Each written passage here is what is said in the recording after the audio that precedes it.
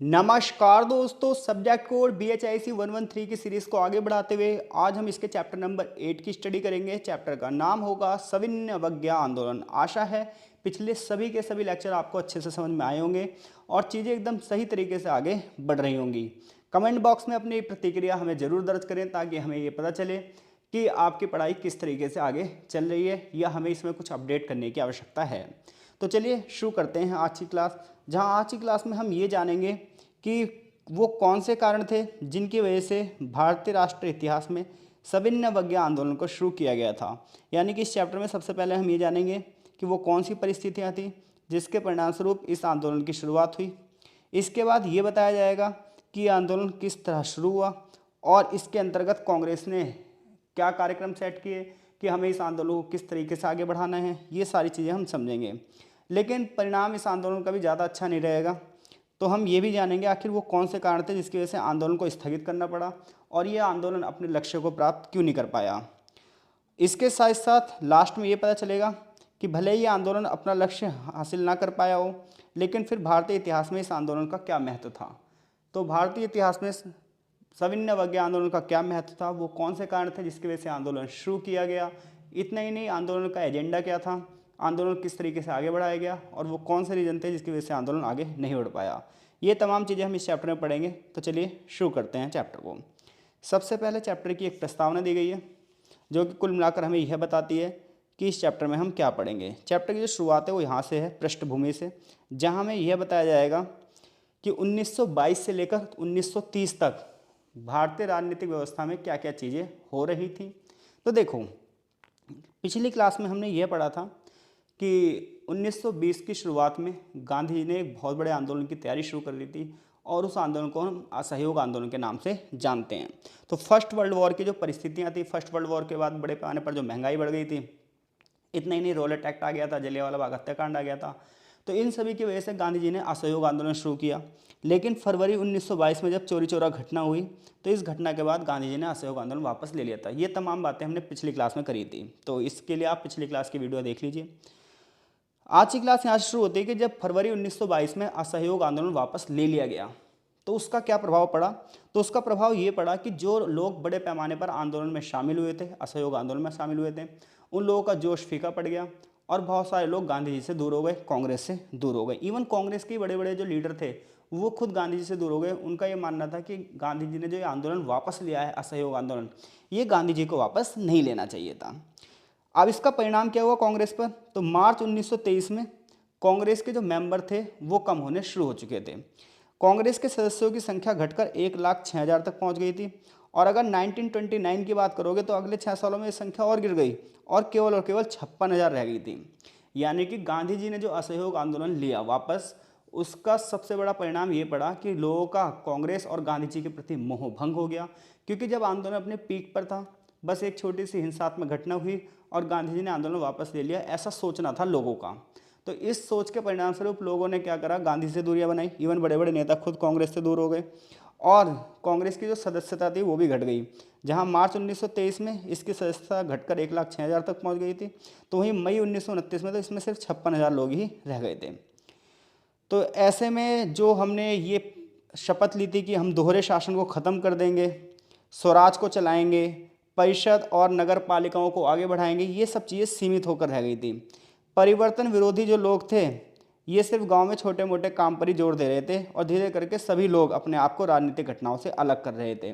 यानी कि असहयोग आंदोलन के बाद सबसे बड़ा परिणाम ये हुआ कि जो लोग राजनीति में सक्रिय थे, बड़े पैमाने पर जनता जो राजनीति में योगदान दे रही थी, आंदोलन में योगदान दे रही थी, वो जनता एकदम से पीछे हट गई क्योंकि गांधी जी को जेल हो चुकी थी, असहयोग आंदोलन खत्म हो चुका था।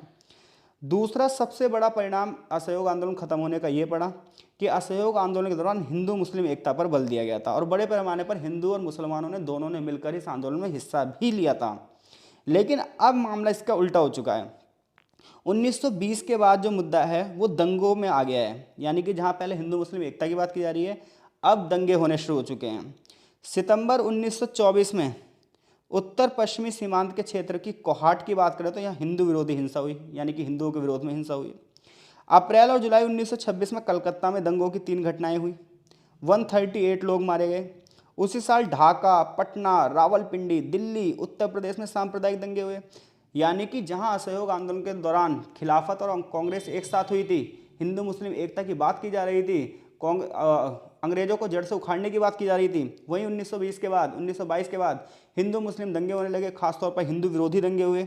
इतने नहीं, रावलपिंडी, दिल्ली, उत्तर प्रदेश, ढाका, पटना में बड़े पैमाने पर उपद्रव हुए और इन दंगों का परिणाम ये रहा कि देश में धार्मिक संगठनों की स्थापना होने लगी और अंग्रेजों की जो फूट डालो राज करो की नीति हुई थी वो बिल्कुल शुरू हो चुकी थी। हिंदुओं को जो संगठन बना वो हिंदू महासभा बना और मुसलमानों का जो संगठन बना वो था जमात इस्लामी। इधर जो जिन्ना था वो नेहरू के साथ कोई भी समझौता करना नहीं चाहता था। तो ऐसे में जो असहयोग आंदोलन से पहले हिंदू मुस्लिम एकता थी वो आगे कभी भी देखने को नहीं मिली। तो असहयोग आंदोलन वापस लेने के बाद दो प्रमुख घटनाएं भारत में हुई। पहली घटना ये थी कि कांग्रेस के मेंबर्स घटने लगे क्योंकि लोगों को ये लगने लगा कि कांग्रेस को एक बड़ा आंदोलन नहीं कर सकती। वहीं दूसरी ओर जो हिंदू मुस्लिम एकता थी वो भी प्रभावित हुई और अंग्रेजों की जो फूट डालो राज करो की नीति थी वो सर चढ़कर बोल रही थी। लेकिन फिर दोबारा से 1928 के बाद यानी कि 1928 के बाद कुछ ऐसी घटना शुरू हो जाएंगी जिसकी वजह से भारतीय राष्ट्रीय कांग्रेस और भारत में फिर से देशभक्ति की लहर उठ पड़ेगी और फिर से बहुत सारे लोग ये सोचेंगे कि अंग्रेजों को ख़त्म करने के लिए यही सही मौका है। तो वो कौन सी घटनाएं थी जिसने इस ठंडे पड़े आंदोलनों को फिर से एक हवा दे दी और फिर से जो राष्ट्रवादी थे वो अपनी डिमांड मानने के लिए इकट्ठे हो गए। तो 1928 में जो सबसे पहली घटना घटती है वो घटना ये घटती है कि भारत में साइमन कमीशन का आगमन होता है। हालांकि 27 में भेजा गया था ये कमीशन। तो जब 1927 में साइमन कमीशन आता है तो देखो, साइमन कमीशन की हम बात करें तो साइमन कमीशन में 7 मेंबर थे और ये 7 के 7 मेंबर ब्रिटिशर्स थे। तो ये भारतीय संदर्भ में कानूनों की व्याख्या करने आ रहे थे और जो पहले से कानून चल रहे थे उनकी समीक्षा, उनकी जांच करने आ रहे थे कि ये कानून कहाँ तक सही हैं और जो नए कानून बनाए जाएं, नए अधिनियम बनाए जाएं, उसमें कहाँ तक सुधार हो सके। तो भारतीय लोगों का ये मानना था कि भाई साइमन कमीशन में एक भी इंडियन तो है नहीं, तो जब एक भी इंडियन नहीं है तो ये भारतीय परिस्थितियों के बारे में कैसे सोचेगा। 7 के 7 बंदे बाहर के हैं तो ये तो हमारे बारे में सही निर्णय ले ही नहीं सकते। ऐसे में भारतीय लोगों ने डिसाइड किया कि हम साइमन कमीशन का बायकॉट करेंगे। तो साइमन कमीशन का जब बहिष्कार किया गया तो बहुत सारे प्रदर्शन हुए और हड़ताल हुई। इवन इतना ही नहीं, लाला लाजपत राय जी की यहाँ पर मृत्यु हो जाती है जब वो इस साइमन कमीशन के बहिष्कार के लिए जब ये जाएंगे आंदोलन में तो वहाँ पर लाठीचार्ज कर दिया जाएगा और लाला लाजपत राय जी की मृत्यु हो जाएगी। लाला जी की मृत्यु का बहुत बड़ा प्रभाव पड़ेगा भगत सिंह जैसे लोगों पर और वो एकदम से आंदोलन में कूद पड़ेंगे। यानी कि 1928 के बाद जो पहली घटना हुई साइमन कमीशन, शायद साइमन कमीशन भारत में नहीं आता तो आंदोलन को आगे बढ़ावा मिलता ही नहीं और शायद आगे कोई आंदोलन होता ही नहीं, क्योंकि आंदोलन बिल्कुल ठंडे बस्ते में जा चुके थे और असहयोग के बाद सभी लोग राजनीति से थोड़े थोड़े अलग हो चुके थे, छुटपुट काम हो रहे थे बस। तो साइमन कमीशन पहली घटना घटती है जिससे जो राष्ट्रवादी हैं उन्हें फिर से एक मोरल मिल जाता है, उन्हें वो मोटिवेट हो जाते हैं और फिर से उन्हें अंग्रेजों के खिलाफ एक बात लग जाती है जहाँ से वो अपने आंदोलनों को फिर से आगे बढ़ाएंगे। अगली बात ये रही कि बम्बई और कलकत्ता में जो कम्युनिस्ट थे इन लोगों ने मजदूर आंदोलन शुरू कर दिए। इसके अलावा भारतीय व्यापारियों ने अपनी डिमांड शुरू कर दी जिसकी वजह से अंग्रेज अफसर और जो पूंजीपति थे ये डर गए। तीसरी बात ये थी कि बंगाल और उत्तर भारत में कुछ क्रांतिकारी घटनाएं घटने लगी, बड़े पैमाने पर छोटे मोटे कांड होने लगे। अंग्रेज जो सिपाही थे उनको मारा जाने लगा, यूरोपियन जो अफसर थे उन्हें मारा जाने लगा, शस्त्रागारों पर धावा बोल दिया गया। ये तमाम बातें अगले चैप्टर में भी पढ़ोगे आप।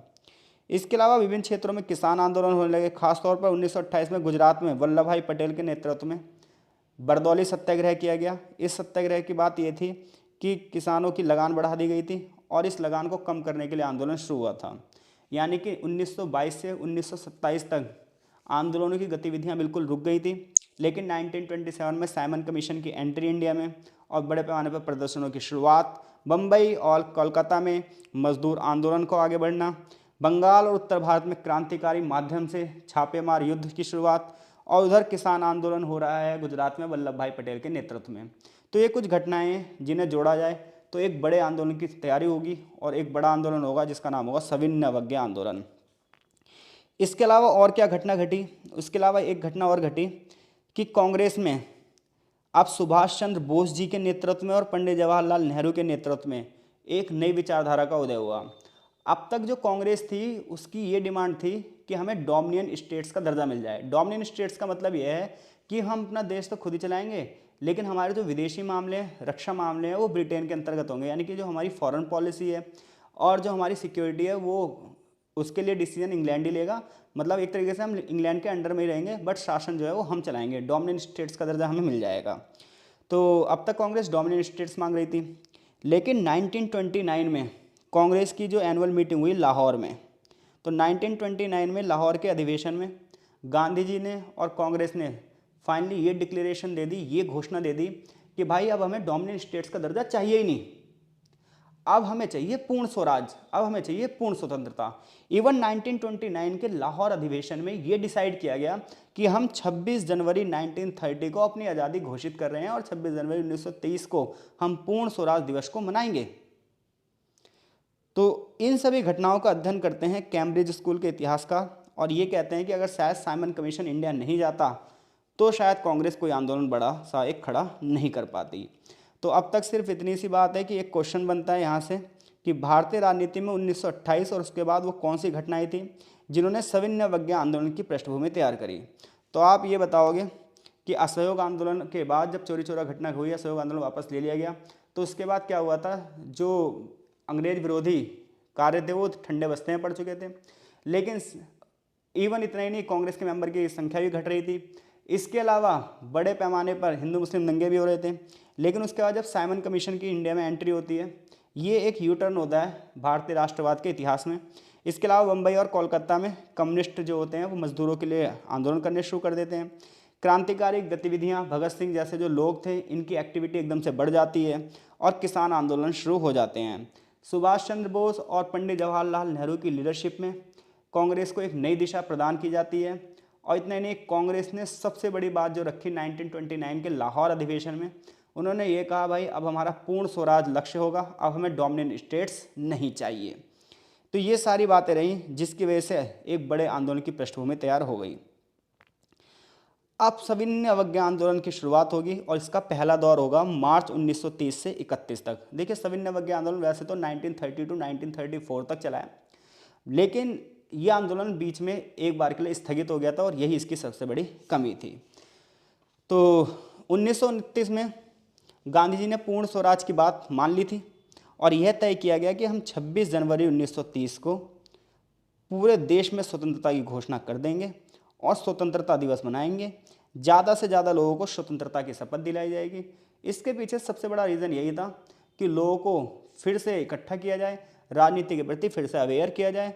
और ऐसे में हमने ये तय कर लिया कि 26 जनवरी 1930 को हम अपना स्वतंत्रता दिवस घोषित कर रहे हैं और इसी दिन से हम सविनय अवज्ञा आंदोलन शुरू करेंगे। ये बात पहले तय कर ली गई, यानी कांग्रेस का जो लाहौर अधिवेशन हुआ उसमें हमने ये बात सेट कर दी कि 26 जनवरी 1930 को हम क्या मनाएंगे, पूर्ण स्वराज दिवस मनाएंगे, पूर्ण स्वतंत्रता दिवस मनाएंगे, स्वतंत्रता की शपथ दिलवाएंगे लोगों को और यहीं से अपना आंदोलन शुरू कर देंगे। सविनय अवज्ञा मतलब होता है कि हम आपकी आज्ञा नहीं मानेंगे, यानी कि अंग्रेजों के कानूनों को नहीं मानेंगे, उन्हें किसी प्रकार से भी कॉपरेट नहीं करेंगे। इधर लेकिन गांधी जी की एक बात थी, गांधी जी इस आंदोलन को शुरू करने से पहले असमंजस की स्थिति में थे। गांधी जी अपनी किसी प्लानिंग पर निश्चित नहीं थे। उन्होंने सोचा यार आंदोलन शुरू करने से पहले एक बार अंग्रेज़ों से मैं फिर बात कर लूँ। और ऐसे में उस समय जो हमारे वायसराय थे वो थे लॉर्ड इरविन। तो गांधी जी ने लॉर्ड इरविन को एक पत्र लिखा और 11 डिमांड करी। उन्होंने कहा देखो भाई, हालांकि ये पत्र उनका यंग इंडिया नाम के अखबार में छपा था जिसमें उन्होंने लेख लिखा था। तो यंग इंडिया के माध्यम से गांधी जी ने 11 डिमांड रखी और ये कहा कि मेरी इस डिमांड को मान लिया जाए, अगर आपने मेरी ये डिमांड नहीं मानी तो मैं एक बड़ा आंदोलन करूंगा जिसका नाम होगा सविनय अवज्ञा आंदोलन। तो गांधी जी अपनी योजना के बारे में निश्चित नहीं थे। ठीक है, आंदोलन शुरू करने से पहले उन्होंने सोचा मैं सरकार से समझौता कर लूँ। उन्होंने प्रशासनिक सुधार के लिए 11 सूत्री कार्यक्रम प्रस्तुत किया। हालांकि उन्हें ये लगा गांधी जी को कि लॉर्ड इरविन जो हमारे वायसराय हैं वो इन मांगों को स्वीकार कर लेंगे तो हमें आंदोलन करना ही नहीं पड़ेगा। इन 11 मांगों में से कुछ मांगे यहाँ पर दी हैं, मैं आपको सारी की सारी मांगे बताता हूँ। देखो, इन 11 मांगों में पहली मांग ये थी कि देखो जो रुपए का एक्सचेंज होता था, जैसे आज रुपए का डॉलर से एक्सचेंज हो रहा है तो उसमें कुछ एक्सचेंज रेट कट रहा है, तो इन्होंने ये कहा कि जो रुपए का एक्सचेंज रेट है उसे घटा दिया जाए और ये 1 शिलिंग 4 पैंस कर दी जाए। इन्होंने ये डिमांड रखी कि भूमि के लगान में 50% कमी की जाए, यानी कि जो अंग्रेज हैं वो लगान जो ले रहे हैं उसमें 50% क्या कर दें, कमी कर दें। इसके अलावा नमक कर को हटा दिया जाए। सरकार की जो नमक पर मोनोपोली है, सरकार के जो नमक पर एक अधिकार है, यानी कि उस समय सरकार ने नमक कानून बनाया था और ये कहा था कि नमक बनाने का अधिकार सिर्फ अंग्रेजों को होगा, तो वो चाहते थे कि इस कानून को भी ख़त्म कर दिया जाए। इतना ही नहीं, इन्होंने ये कहा कि सर्वोच्च श्रेणी की सेवाओं का वेतन घटाकर आधा कर दिया जाए, यानी कि बड़े पैमाने पर यूरोपियंस को बहुत ज़्यादा वेतन दिया जाता था जिसका बोझ भारत पर ही पड़ता था, क्योंकि भारत से ये पैसे दिए जाते थे। तो सरकार, गांधी जी की डिमांड थी कि जो इतनी ज़्यादा वेतन दिया जा रहा है, ये वेतन को घटाओ और आधा कर दो। सेना के खर्चे में भी 50% कमी कर दो। भारत का जो कपड़ा उद्योग है, भारत का जो जहाजरानी उद्योग है, उसे संरक्षण दो, क्योंकि ब्रिटेन से इतना ज़्यादा माल इंपोर्ट कर दिया जाता है इंडिया की मार्केट में, तो इंडिया का सामान बिक ही नहीं पाता है।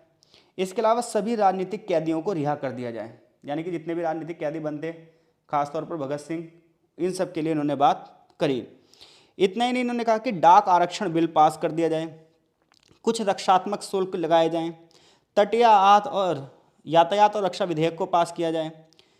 तो ऐसे कुछ 11 डिमांड थी। सीआईडी विभाग पर सार्वजनिक नियंत्रण हो या उसे भी खत्म कर दिया जाए। तो ऐसे 11 डिमांड थी। हालांकि डिमांड इस प्रकार की थी कि जिन्हें अंग्रेज किसी भी कीमत पर मानते नहीं, लेकिन फिर भी ये माना जाता है कि गांधी जी ने ये डिमांड इसलिए करी कि अगर अंग्रेज इस बात को मान जाए, ये सारी बातें मेरी मान लें, तो क्या हो जाए, मैं ये आंदोलन शुरू ना करूं। अब जब गांधी जी ने 11 सूत्री मांग प्रस्तुत करी, तो थोड़ा सा नेहरू जी और कांग्रेस के जो अन्य लीडर थे वो बिल्कुल भौचक्के हो गए। उन्हें लगने लगा यार हम एक नए आंदोलन की शुरुआत कर रहे हैं, इधर हमने 26 जनवरी 1930 को आज़ादी की घोषणा कर दी है और इधर गांधी जी फिर से बातचीत में लग गए हैं। गांधी जी की अगर 11 डिमांड मान ली गई तो फिर तो कोई आंदोलन ही नहीं होगा। लेकिन गांधी जी आश्वस्त थे, उन्हें ये पता था कि मेरी ये बातें मानी नहीं जाएंगी। तो गांधी जी के प्रस्ताव पर सरकार की प्रतिक्रिया नकारात्मक थी, यानी कि सरकार ने निगेटिव रेस्पॉन्स दिया। गांधी जी अभी भी अनिश्चित थे। उन्होंने वायसराय को लिखा, देखो भाई, अगर आपके पास इनसे निपटने का कोई उपाय नहीं है, आप मेरे पत्र पर कोई भी जवाब नहीं देना चाहते, तो मैं एक आंदोलन शुरू कर दूंगा। वायसराय ने गांधी जी से कहा कि भाई देखो, अगर तुमने कोई आंदोलन शुरू कर दिया तो कानून का उल्लंघन होगा, जो कि अच्छा नहीं होगा। गांधी जी ने कहा, अच्छा, मैं घुटने टेक कर रोटी मांग रहा हूँ और तुम बदले में मुझे पत्थर दे रहे हो, कोई बात नहीं, अब तुम आंदोलन के लिए तैयार हो जाओ। अब गांधी जी अपने सविनय अवज्ञा आंदोलन का पहला चरण शुरू करेंगे और इस चरण में वो नमक यात्रा करेंगे। आप सभी ने दांडी मार्च के बारे में पढ़ा ही होगा। दांडी मार्च की जो ये यात्रा थी 12 मार्च से शुरू होगी और 6 अप्रैल तक चलेगी, यानी कि 12 मार्च 1930 को गांधी जी अपने 78 शिष्यों के साथ साबरमती के आश्रम से एक यात्रा शुरू करेंगे और ये यात्रा जानी थी दांडी गांव तक। लगभग 240 किलोमीटर की ये पैदल यात्रा थी, जिसे गांधी जी ने 24 दिनों में पूरा किया। हालांकि ये नहीं थी कि यात्रा ऐसी चलते जाओ, ये यात्रा बिल्कुल प्री प्लान थी। इसमें यह बात की गई थी हम 10 किलोमीटर पर डे चलेंगे, गांव-गांव से लोगों को इकट्ठा करेंगे, लोगों को अवेयर करेंगे, मोटिवेट करेंगे और सब लोगों को राजनीति के प्रति जागरूक करेंगे।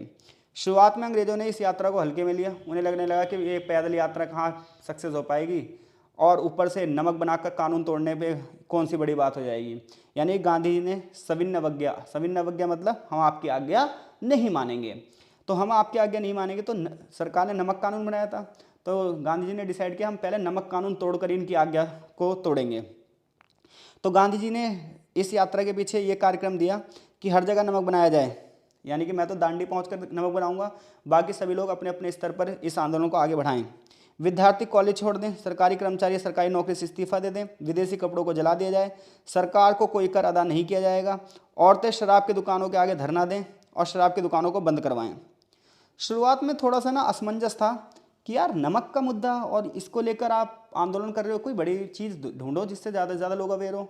नेहरू जी अनिश्चित नहीं थे, कांग्रेस अनिश्चित नहीं थी, लेकिन गांधी जी ने नमक को ही फिर क्यों चुना। अंग्रेजों को भी लगा कि यार ये कोई बेहूद की नौटंकी है, अब ये कौन सा ये चल रहा है, नमक से क्या होगा, इसलिए अंग्रेज भी थोड़ा सा निश्चिंत थे। लेकिन गांधी जी ने नमक को इसलिए चुना क्योंकि पहली बात तो ये था कि नमक हर घर की ज़रूरत से जुड़ा हुआ था, डेली रूटीन की चीज़ें थी। इसके अलावा जो नमक की बात थी ये थोड़ा सा हमारे यहाँ ईमानदारी से भी जुड़ा हुआ है कि हमने जिसका नमक खाया है। सेकंड वन, हिंदू मुस्लिम एकता से भी था, क्योंकि हिंदू भी नहीं कह सकता था नमक सिर्फ मैं खाता हूँ, मुस्लिम भी नहीं कह सकता था नमक सिर्फ मैं खाता हूँ, तो एक गरीब भी नहीं कह सकता था नमक सिर्फ मैं खाता हूँ, अमीर भी नहीं कह सकता था नमक सिर्फ मैं ही खाता हूँ। तो हर एक बंदा, स्त्री हो, पुरुष हो, अमीर हो, गरीब हो, हिंदू हो, मुस्लिम हो या कोई भी हो, किसी भी जाति का बंदा हो, नमक सबके लिए इक्वल था, सब खाने में खाते थे नमक को। तो गांधी जी ने नमक को इसलिए चूज़ किया क्योंकि नमक पर आंदोलन चलेगा तो ये बात बहुत तेज़ी से फैलेगी। इसके अलावा बहुत सारे लोग इसलिए नुकसान में भी हैं कि उन्हें नमक नहीं बनाने दिया जा रहा। तो नमक तो एक घर की ज़रूरत है और नमक पानी से अलग नहीं है। तो कोई अत्याचारी सरकार ही होगी जो नमक पर कानून लगाएगी, जो नमक से भी हमसे टैक्स ले लेगी, क्योंकि नमक तो प्रकृति की देन है, वो पानी के अंदर ऑलरेडी समुद्र के अंदर है। तो ये सारी चीज़ें थी जिसकी वजह से क्या हुआ, गांधी जी ने नमक को चूज किया। ये बातें यहाँ पे लिखी भी हैं। शुरुआत में केंद्रीय मुद्दे के रूप में नमक का चयन उलझन पैदा करने वाला था, लेकिन बाद में गांधी जी ने इसे डिक्लेयर किया भाई ऐसा क्यों है, यहाँ से यहाँ तक ये चीज़ें लिखी हुई हैं। आंदोलन का प्रचार प्रसार क्या हुआ? आंदोलन का प्रचार प्रसार ये हुआ कि 12 जनवरी 1930 को ये यात्रा शुरू हुई और देखते देखते जो 78 लोगों से शुरू हुई थी यात्रा लाखों लोगों तक पहुंच गई और 6 अप्रैल को गांधी जी ने दांडी गांव पहुंचकर नमक कानून तोड़ दिया और बड़े पैमाने पर सरकार ने गिरफ्तारियां करी। लगभग 60,000 लोगों के साथ गांधी जी ने खुद गिरफ्तारी दी। तो पुलिस और प्रशासनिक अधिकारियों की अगर हम बात करें तो उन्होंने क्या करा, पुलिस और निम्न स्तर के प्रशासनिक अधिकारियों ने सामाजिक बहिष्कार से अनेकों इस्तीफे दे दिए थे। अंग्रेजों ने क्या करा, जवाब में दमन चक्र चला दिया, क्योंकि अंग्रेज अब खतरे को अच्छी तरह समझ गए थे। शुरुआत में अंग्रेजों ने थोड़ी दिक्कत करी थी। अमेरिकी पत्रकार वेब मिलर ने लिखा भी है कि इतनी बुरी तरीके से सत्याग्रहियों को मारा पीटा गया, जिन्होंने किसी प्रकार का विरोध नहीं किया उन्हें ही मारा गया, निहत्थे लोगों को मारा गया। अब कोई निहत्थे लोगों को मारेगा तो भाई सिंपल सी बात है, और लोग पलटकर उसे मारे भी ना, क्योंकि गांधी जी तो अहिंसा के पुजारी थे। तो बाहर पूरे पूरे विश्व की आपको कहीं ना कहीं समर्थन मिल जाएगा कि यार अत्याचार कर रहे हैं, तो सरकार मारी जा रही है, पुलिस मारी जा रही है, लाठी डंडों से मारा जा रहा है, लोग मर भी जा रहे हैं, हाथ पैर भी टूट जा रहे हैं, फिर भी जनता क्या कर रही है, विरोध नहीं कर रही है। पुलिस और स्थानीय अफसर जो दमन कर रहे हैं, अत्याचार कर रहे हैं, इसने मामले को और भी ज़्यादा आगे बढ़ा दिया। संघर्ष गांव तक पहुंच गया, लोग धीरे धीरे इसमें और जुड़ने लगे। इधर गांधी जी जो नियम थे, गांधी जी के नियम टूटने लगे और लोगों ने भी बदले में पुलिस वालों को मारना शुरू कर दिया। अब ऐसे में कुछ घटनाएं ऐसी हुई जिनका आंदोलन से लेना देना नहीं था। इन घटनाओं ने पूरी तरीके से अंग्रेजों को क्या करा, डरा दिया, शॉक में कर दिया कि अंग्रेज जो सोच रहे थे बिल्कुल उससे अलग हो गया। तो उन घटनाओं में से पहली घटना ये थी कि 18 अप्रैल 1930 में, बंगाल की बात है, जगह है चटगांव और नाम है सूर्यसेन। तो सूर्यसेन के नेतृत्व में बंगाल में क्रांतिकारियों ने चटगांव में जो शस्त्रागार था उस पर हमला कर दिया और वहां से शस्त्र लूट लिए। अब क्या हुआ, इधर से ब्रिटिश फौज गई उन लोगों को कंट्रोल करने में। तो यहाँ पर एक जगह पड़ती है जलालाबाद की पहाड़ियाँ। तो जलालाबाद की पहाड़ियों पर सूर्यसेन और इनके लोगों ने मिलकर जवाबी कार्रवाई करी, बहुत से लोग मारे भी गए, पुलिस अफसर भी मारे गए। इधर सूर्यसेन भाग निकले और लगभग 1.5 साल तक छुप छुप कर युद्ध करते रहे। हालांकि आगे चलकर वो पकड़े गए और उन्हें मार दिया गया। ये बात हम अगले चैप्टर में पढ़ेंगे। दूसरी घटना ये घटी कि सविनय आंदोलन में वैसे तो मुसलमानों की इसमें ज़्यादा पार्टिसिपेशन नहीं था, लेकिन एक जगह पेशावर थी जहाँ पर मुसलमानों ने इसने सपोर्ट किया और नाम था खान अब्दुल गफ्फार खान, जिन्हें सीमांत गांधी के नाम से जाना जाता है। इन्होंने भारत के विभाजन का विरोध किया था। तो खान अब्दुल गफ्फार खान ने क्या करा, बहुत बड़ा आंदोलन शुरू कर दिया। इस आंदोलन को दबाने के लिए सरकार ने क्या करा, फौज को भेजा, लेकिन फौज में ज़्यादातर लोग हिंदू थे और हिंदुओं ने मुसलमानों पर गोली चलाने से मना कर दिया, क्योंकि इन्होंने ये नहीं सोचा कि सामने वाला बंदा मुसलमान है, इन्होंने ये सोचा कि हम हिंदुस्तानी हैं, हम भाई भाई हैं। तो इसलिए ही इन हिंदुओं ने गोली चलाने के लिए मना कर दिया, किस पर, मुसलमानों पर। ये चीज़ सांप्रदायिक एकता को बढ़ावा देती है, ये चीज़ आत्मविश्वास और देशभक्ति को बढ़ावा देती है। तीसरी घटना महाराष्ट्र के सोलापुर में घटी, जहाँ कपड़ा मजदूरों ने हड़ताल कर दी। तो अब तक की सिर्फ बात इतनी सी है। 12 मार्च 1930 को गांधी जी दांडी यात्रा शुरू करते हैं। शुरुआत में इस यात्रा को ज़्यादा तवज्जो नहीं मिलती है, लेकिन गांव दर गांव चलते चलते लाखों लोग इससे जुड़ जाते हैं और 6 अप्रैल को गांधी जी नमक बनाकर कानून तोड़ देते हैं और उनकी गिरफ्तारी कर दी जाती है। इस तरीके से आंदोलन आगे बढ़ता है। महिलाएं, बच्चे, बूढ़े सब इसमें बढ़ चढ़ कर हिस्सा लेते हैं। आंदोलन देखते देखते बहुत दूर तक फैल जाता है।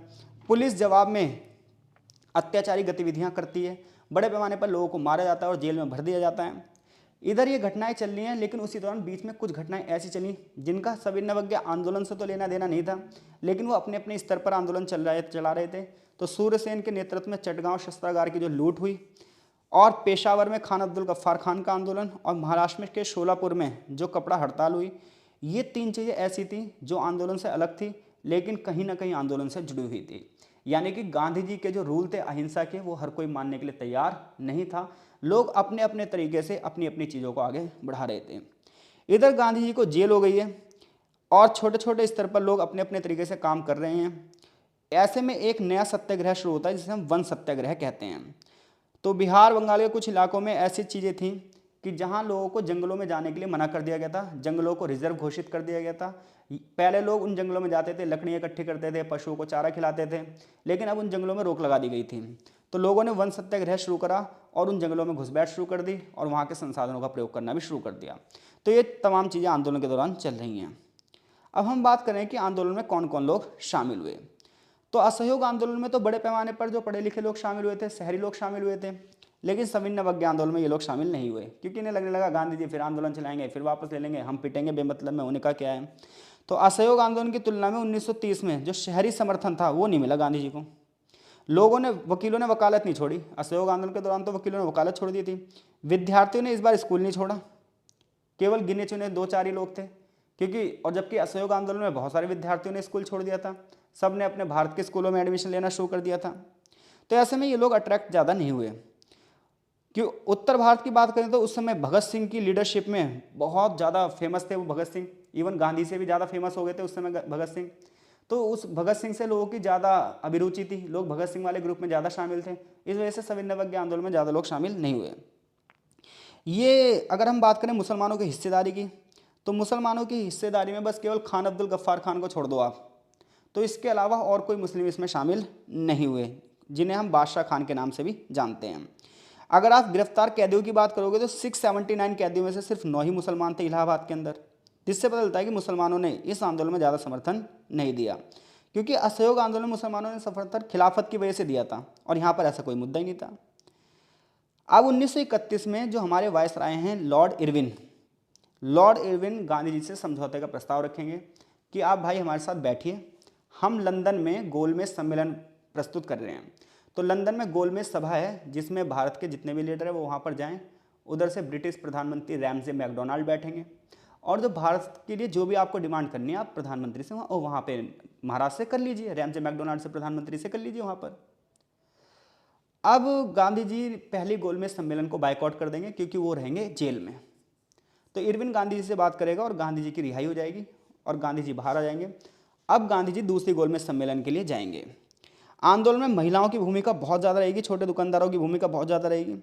महिलाओं की जो हिस्सेदारी होगी उसको जो कुछ लोग पचा नहीं पाएंगे, वो कहेंगे महिलाएं क्यों आगे बढ़ रही हैं। रविंद्रनाथ टैगोर जैसे लोगों ने 4 अध्याय नाम का एक उपन्यास लिखा जिसमें महिलाओं की आलोचना की गई कि महिलाओं को 4 दीवारी के अंदर रहना चाहिए और महिलाएं इस आंदोलन में क्या कर रही हैं। क्षेत्रीय विविधताओं की बात करोगे तो ज़्यादा क्षेत्रों में आंदोलन को समर्थन नहीं मिला, बट गुजरात में समर्थन मिला। रायबरेली में ज़्यादा समर्थन नहीं मिला, रायबरेली में खादी चरखे का नामो निशान भी नहीं था। किसानों की बात करें तो किसानों की संख्या में ज़्यादातर मुसलमान थे, वो इस सविनय अवज्ञा आंदोलन से अलग थे, वो इसके विरोध में थे। ठीक है, तो ज़्यादा क्षेत्रों से भी इसे सपोर्ट नहीं मिला। आगे बात करें समझौते के महीने, तो समझौते के महीने मार्च दिसंबर 1931 में शुरू होंगे, जहाँ पर लॉर्ड इरविन समझौता करने का प्रयास करेगा। तो गांधी जी कुछ दिनों के लिए इस आंदोलन को वापस ले लेंगे। कौन से आंदोलन को? सविनय अवज्ञा आंदोलन को। तो इस तरीके से सविनय अवज्ञा आंदोलन का जो पहला पार्ट होगा वो खत्म हो जाएगा 1930 से 31 में। लॉर्ड इरविन ये सोचेगा कि अब समझौता कर देते हैं और लॉर्ड इरविन कहेगा कि आपको डोमिनियन स्टेट्स का दर्जा मिल जाएगा, लेकिन कब मिलेगा इस चीज़ के बारे में कोई बात नहीं होती। गांधी जी जाते तो हैं कहाँ पर? इंग्लैंड, दूसरी गोलमेज सम्मेलन में, लेकिन होता कुछ भी नहीं है। परिणामतः दिल्ली समझौता किया जाता है और जो गांधी जी की डिमांड कुछ नहीं मानी जाती, तो गांधी जी फिर से वापस आते हैं और सविनय अवज्ञा आंदोलन की फिर से शुरुआत कर दी जाती है। तो यहाँ से यहाँ तक जो पैराग्राफ है वो ऑलरेडी हम पहले भी पढ़ चुके हैं। इस दौरान बीच में एक घटना होती है, मैं आपको घटना बता देता हूँ। भगत सिंह को फांसी हो जाती है। तो जब भगत सिंह को फांसी हो जाती है तो लोग बाग क्या करते हैं, गांधी जी का बहुत बड़े पैमाने पर विरोध किया जाता है। इवन जब मीटिंग होती है गांधी जी की तो वहाँ पर उन्हें काले झंडे दिखाए जाते हैं, क्योंकि लोगों को लगता था कि गांधी जी चाहें तो भगत सिंह को बचा सकते थे। गांधी जी ने डिमांड तो रखी थी लॉर्ड इरविन के सामने, लेकिन लॉर्ड इरविन ने ये डिमांड मानी ही नहीं। हाँ, हो सकता था गांधी जी एक बड़ा आंदोलन कर देते भगत सिंह को बचाने के लिए, तो शायद भगत सिंह को बचाया जा सकता था। तो सविनय अवज्ञा आंदोलन के दौरान जो भगत सिंह की फांसी हुई, ये एक बहुत बड़ा तूल था जिसकी वजह से आंदोलन असफल हुआ।